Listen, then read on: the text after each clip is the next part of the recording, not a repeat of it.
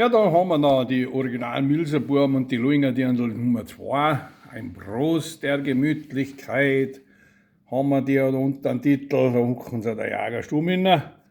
Und hinterrum ist ein ganz gestierstes Sprüchlein und das heißt, es ist ein Wort, das dich durchs Leben soll begleiten und dieses Wort, es heißt Musik. Nur sie allein verzaubert deine Schattenseiten und spinnt mit dir die Fäden deines Glücks. Darum verweile nicht auf deines Lebens Pfad, wo schwer du dich erst durchgedrungen. Nimm die Musik als unseren guten Rat, des Schicksals Macht hat sie schon oft bezwungen. Dies habt ihr auf der Schallplatte hinten stehen. Und anlosen da wir uns jetzt da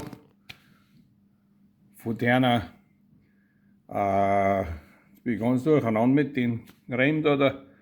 Singen, ja, das ist unser Freude. Eine flotte Polka mit die Milserburm.